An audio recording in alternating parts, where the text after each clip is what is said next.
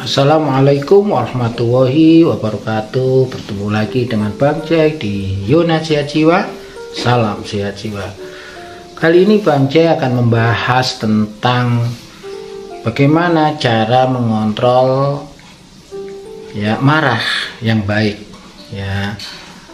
Tentu pertama bagaimana belajar mengenal marah dan dampaknya.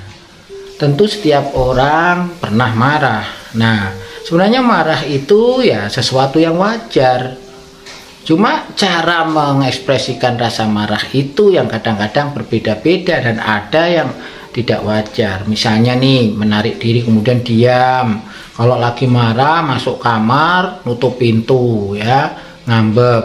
Atau ketika marah dia mencoba merokok berlebihan, atau teriak-teriak, atau mengancam, atau bahkan dia menggunakan alkohol atau obat-obat terlarang, atau ketika marah dia merusak, mengamuk, mencoba menyerang atau memukul orang lain, mencoba mencederai diri. Itu adalah cara-cara marah yang tidak baik.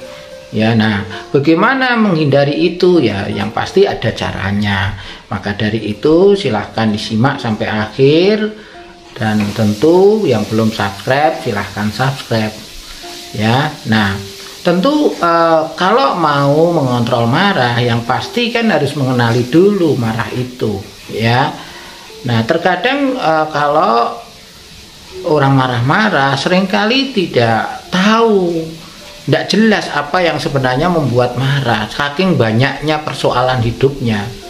Nah, tentu kalau dirawat di rumah sakit, perawat akan mengajari bagaimana mengenal marah. Tentu dalam hal ini, mengenal marah itu cara atau upaya yang dilakukan pada saat dia mungkin lagi marah atau ada riwayat marah. Nah, tentu ketika ada riwayat marah atau sedang marah-marah, dengan cara mengenali bahwa apa yang dilakukan itu sebenarnya tepat atau tidak, apa yang dirasakan itu tepat atau tidak.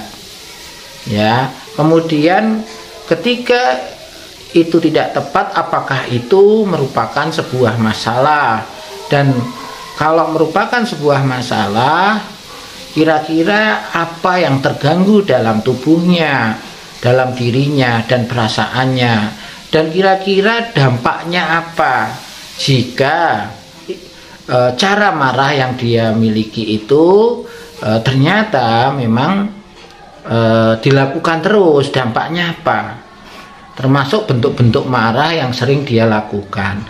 Sehingga kalau sudah mengenal marah yang dirasakan, yang dilakukan, tentu akan mudah untuk belajar cara marah-marah yang lain, yang baik tentunya, yang adaptif.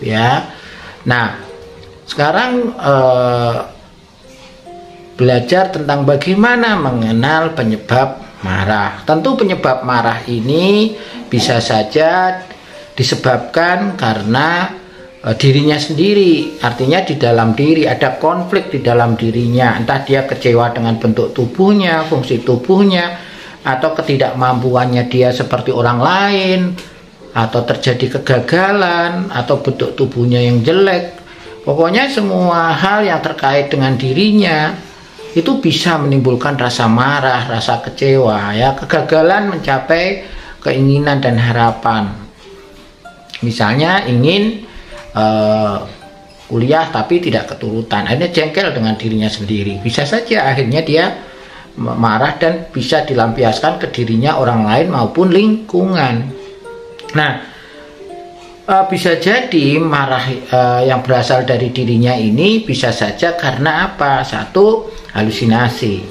Bisa saja ada pengaruh terkait halusinasinya. Kenapa? Halusinasinya membuat jengkel, bingung karena saking nggak jelasnya atau banyak sekali sehingga kewalahan. Nah, itu bisa saja membuat ODGJ jengkel. Atau justru isi halusinasinya itu mengejek, menghina, mengomentari, mengkritik sehingga membuat tidak nyaman, bisa saja. Nah, kemudian bisa saja halusinasinya berusaha perintah, menyuruh untuk melakukan hal-hal yang tidak tepat, termasuk menyuruh untuk bunuh diri, menyuruh masuk sumur, ya, menyuruh untuk memukul orang lain. Nah, itu kalau terkait halusinasi. Bisa saja terkait dengan waham, dia ada kecurigaan yang berlebih dengan orang lain, seolah-olah mau memukul sehingga dia mendahului untuk memukul. Atau bisa jadi di luar kendali dia, dari dalam dirinya ada waham kendali. Jadi ada sisi pikir, ada sesuatu yang masuk di dalam tubuhnya kemudian mengendalikan perilakunya dia, sehingga dia bisa saja nggak sadar ketika melakukan marah, perilaku kekerasan itu atau mengamuk itu nggak sadar, karena ada sesuatu yang mengendalikan dirinya. Nah, itu kalau berasal dari dirinya, ya. Nah, kalau berasal dari orang lain, ya memang mungkin ada masalah, ada konflik,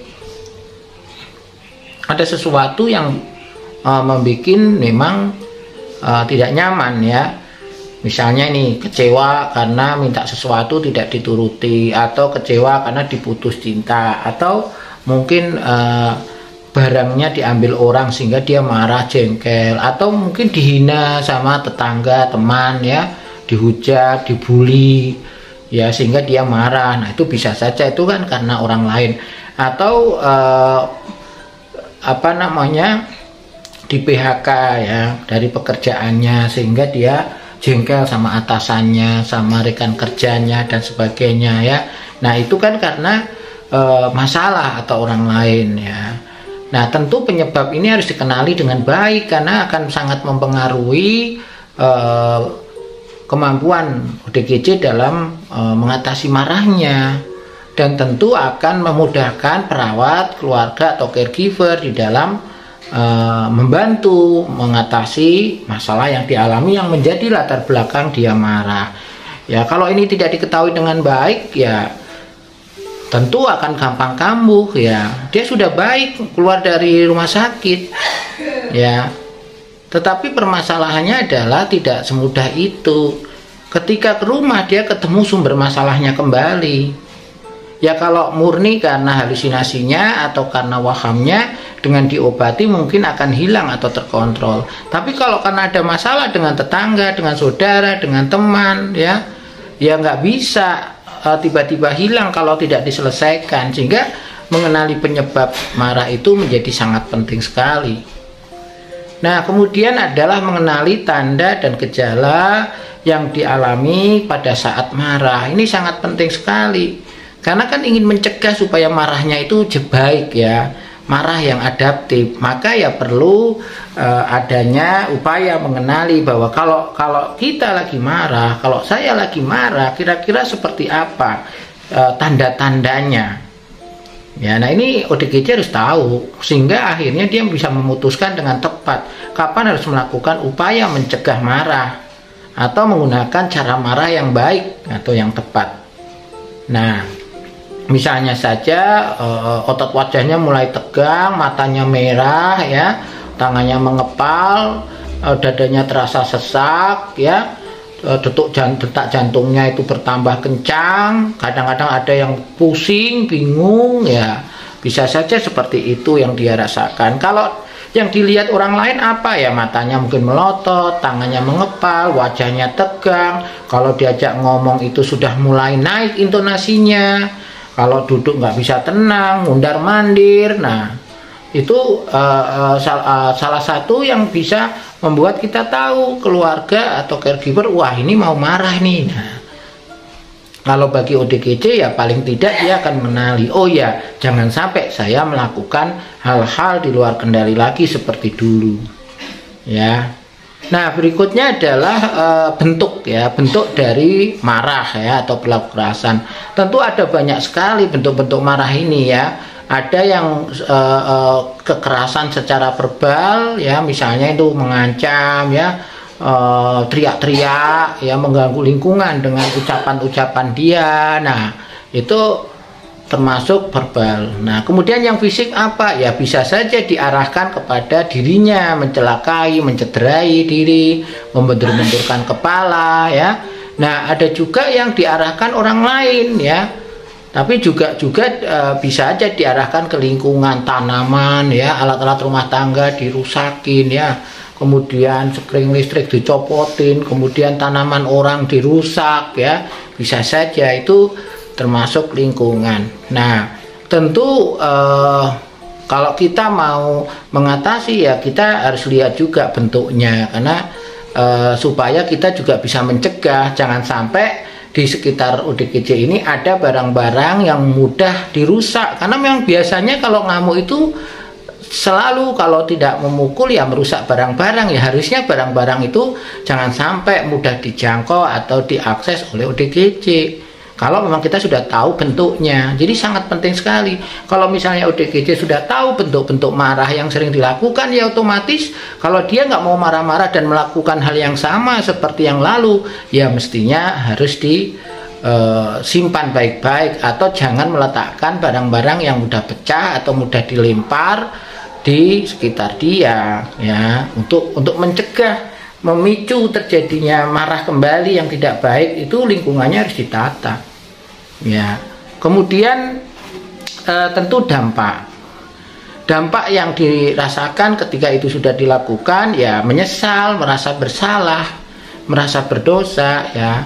Apalagi kalau perilaku kekerasan atau marah itu dilakukan karena terganggu oleh suara-suara, terganggu oleh pikiran dia yang tidak baik atau dikendalikan. Nah itu di luar kesadaran dia, mungkin dia akan sangat menyesal sekali, dia bingung kok bisa terjadi, merasa bersalah dan sebagainya ya, dampaknya seperti itu.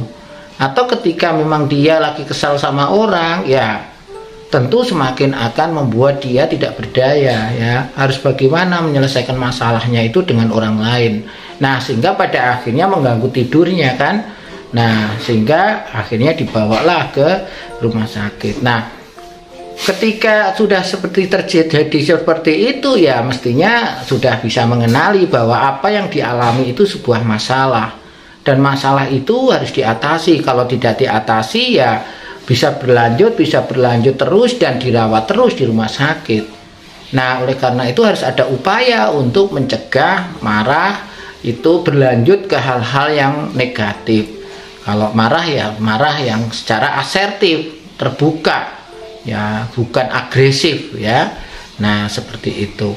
Nah kemudian juga tentu ketika sudah menyadari bahwa dia mengalami marah dan mengenali marah itu sebagai sebuah masalah yang harus diatasi, ya akan melakukan upaya-upaya yang bisa dilakukan untuk mencegah marah itu muncul kembali atau perilaku kekerasan itu akan muncul kembali, sehingga mengamuk itu bisa dihindari. Itu kira-kira yang bisa Bang J jelaskan. Semoga manfaat buat keluarga dan caregiver serta perawat di rumah sakit ya, atau di puskesmas atau di rumah sakit umum ya.